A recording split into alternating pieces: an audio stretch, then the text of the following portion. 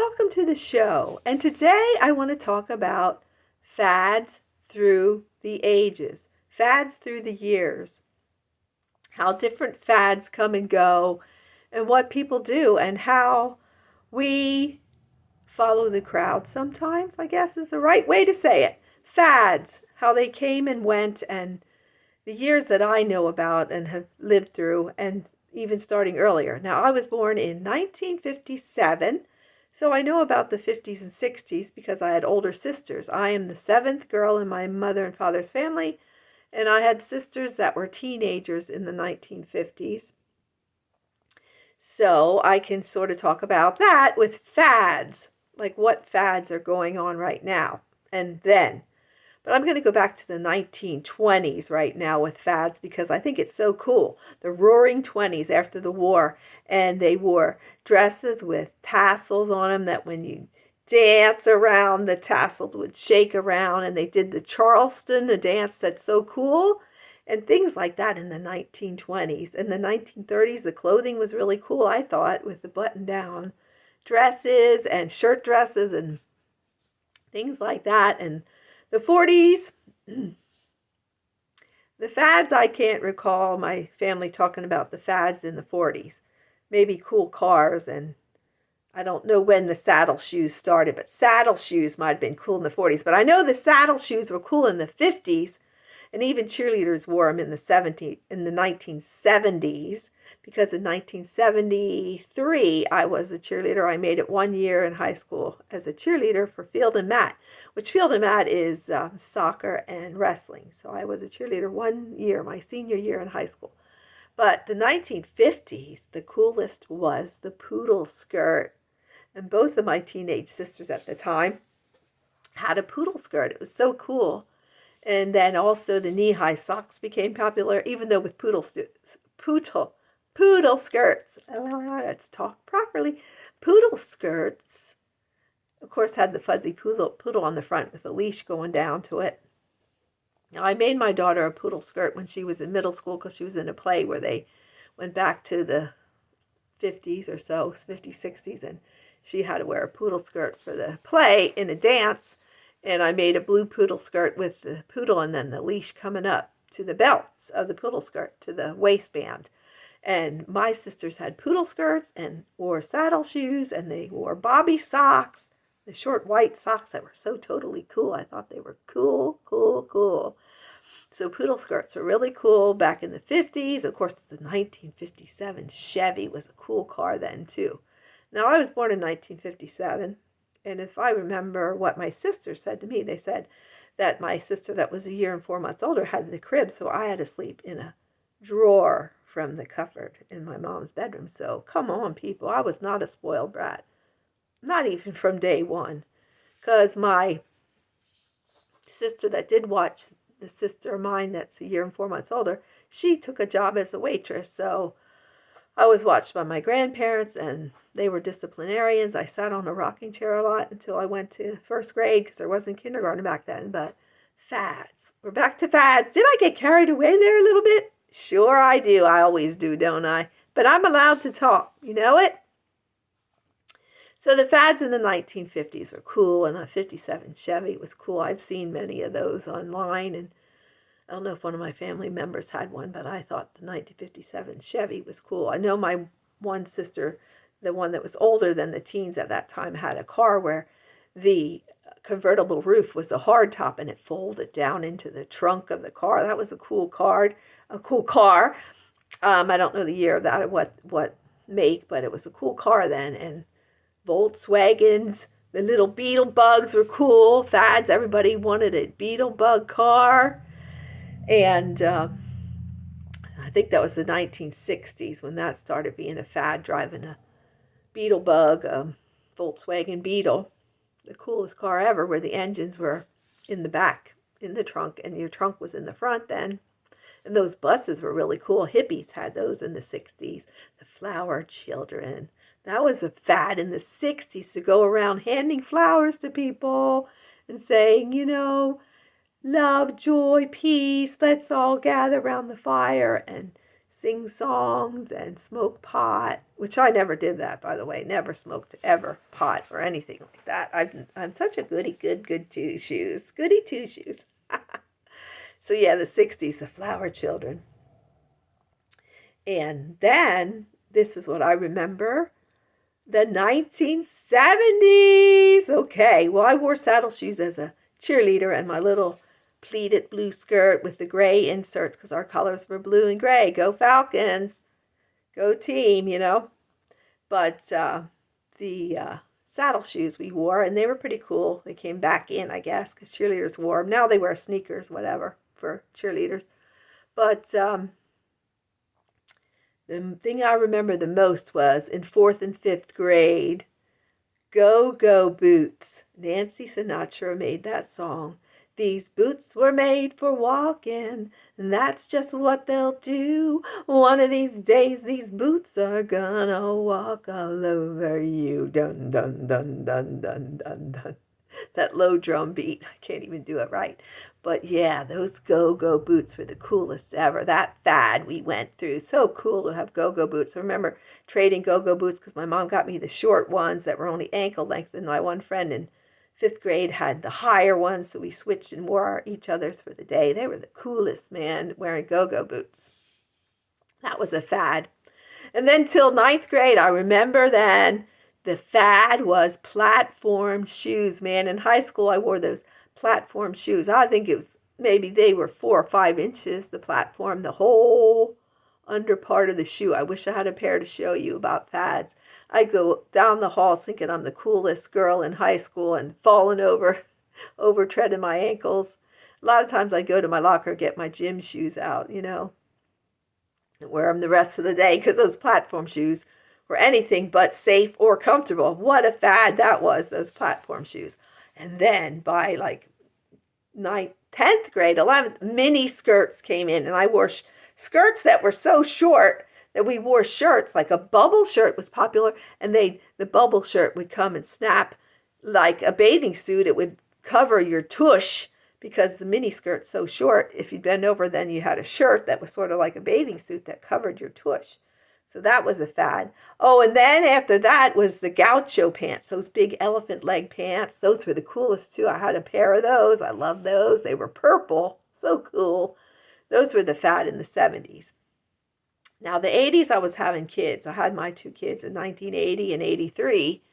So what were the fads then? I wore maternity clothes then. So what were the fads as clothing goes? I couldn't really tell you. But the hair fad was short and curly perms, real little tight. Like when I had that tight perm put in, the curly perm, my sisters, because we both got one, my sister that's a year and 4 months older than me, we married brothers. So we came back from the hairdresser together, and I remember her husband saying, "Where's your horn?" Like Harpo Marx. They carried that horn around. That Harpo Marx is probably from, the 50s and 60s when the Marx brothers were comedians, Groucho and Harpo. Harpo had the tight curly hair. It was close to his head, and he had a horn, because I don't think he talked. So yeah, we were called Harpo that time with those curly perms. Why did we even like those? Because it was the fad. Everybody was getting them. Not everybody. I shouldn't say everybody literally, but a lot of women, we were getting those short curly perms. They were terrible. So fads. The fad then, I can't remember the rest of the 80s with the kids, but my daughters liked to, we had bell bottoms back in the 70s too. Those were the coolest, those jeans, bell bottom jeans were cool. And then my daughters had the fads of wearing, I think they went back to shorter skirts again, and then capri pants and wearing a sweatshirt a lot, and hoodies. Those were in style, the fads. And then my daughter in high school, she had a piercing through her, right after high school. She got a septum piercing and had a little earring dangling. It had openings, so she'd push it up in there so I couldn't see it. And then someone told me she got one, and I was like, whatever, they're gross, but whatever, it's her nose, right? She was going to college the next year. Then she had a piercing through here, And now she has a piercing through here, her nose, which is cute, a little diamond or whatever she wears. And they're cute. And she has a couple tattoos also. That's another fad that is going on to this day. It started in like the 90s, 1990s, and they're still, the piercings are still popular. I had my ears pierced. I got them pierced when I was 12. So that was popular then too, a fad to have pierced ears. And I kept them open. Sometimes when they'd start to grow shut, I'd take a needle myself and push it through. So just to keep pierced ears. And then there's fads of big ear and small earrings. Headbands, we had our hair different. Where headbands had short hair, had long hair, had hair down to my waist already. So fads come and go.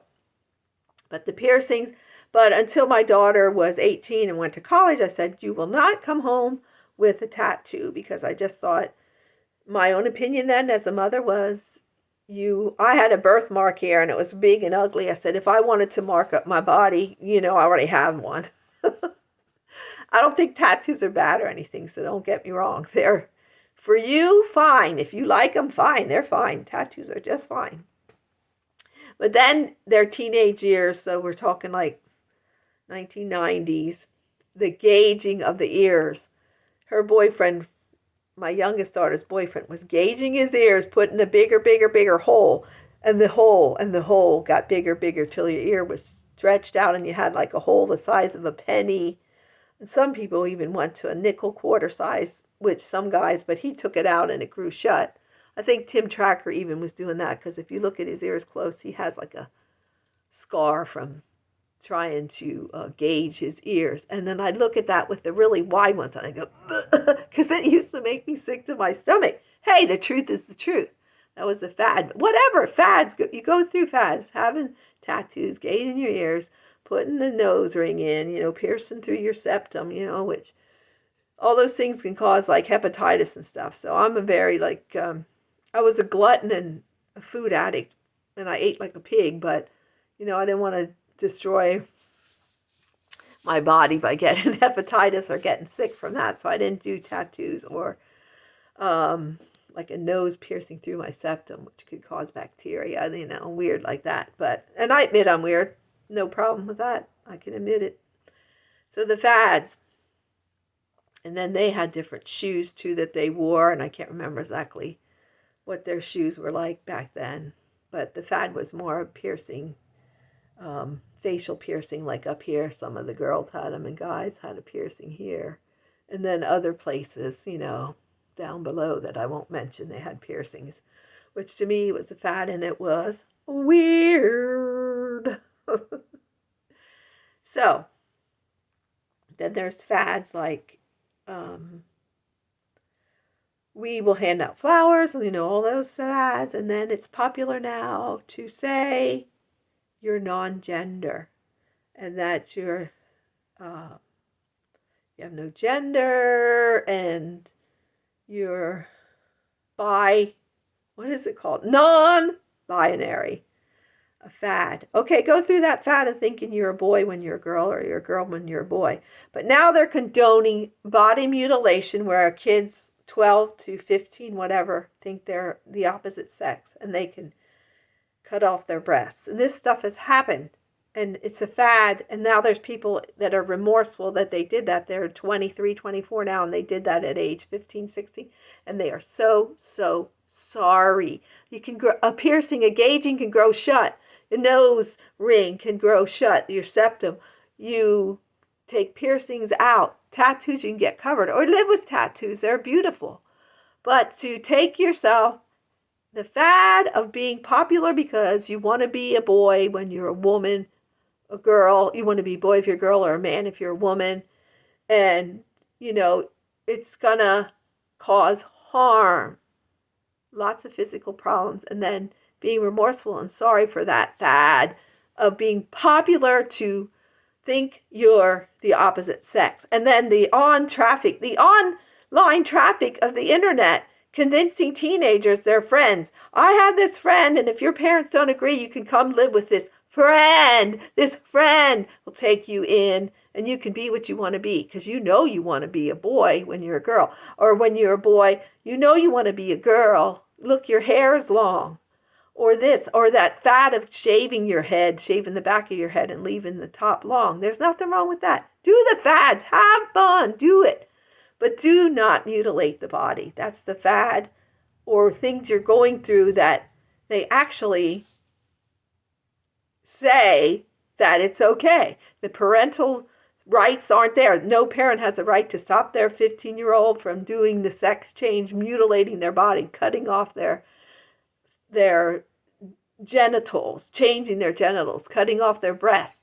If you'd say, my dog should be a girl and it thinks it's a girl, and we're going to put a penis on my dog from the vagina part, or we're going to cut the penis off of a male dog and make it a girl dog, the PETA group would be going berserk, saying that's so wrong. So this fad right now, I hope it's just a fad and that it goes away, to stop mutilating people, children.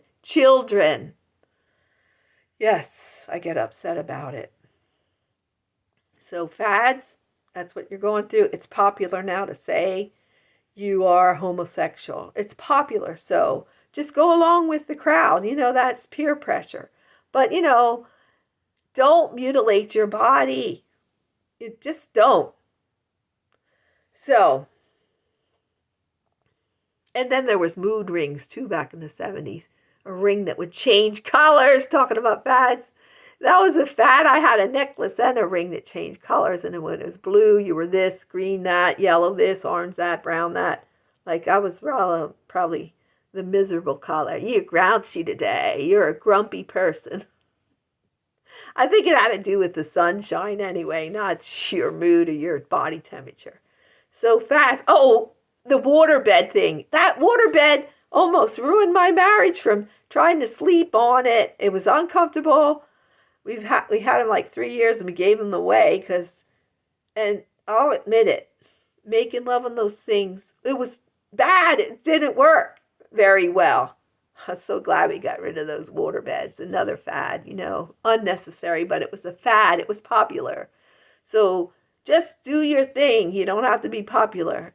Oh, if you want some go-go boots or platform shoes or whatever, heels, you might trip and tread your ankle, but you're not going to be mutilated and have physical problems the rest of your short life. And you should pick up your cross and carry it to do what the scripture says in Mark, that we should go into the world making disciples of all nations, baptizing them in the name of the Father, Son, and the Holy Spirit. That's your cross. It's not a burden or a yoke on you, because Jesus said his yoke is light and his burden is light. The yoke isn't heavy. The burden is light. My yoke is light. My burden is easy. My yoke is easy. My burden's light. Something like that, scripture says. You don't have to go around being downtrodden and forlorn. That's not being a Christian. But picking up your cross and carrying it, standing up for Jesus and the truth. That's your cross. To live for Jesus and tell people about him. And know that this life here is like a vapor. Vanity, vanity, all is vanity. And living by the morals of the Bible is where I choose to live. And I hope you are too. And fads come and go. But Jesus is here to love us forever, for eternity. And he did what he did. Read the Bible.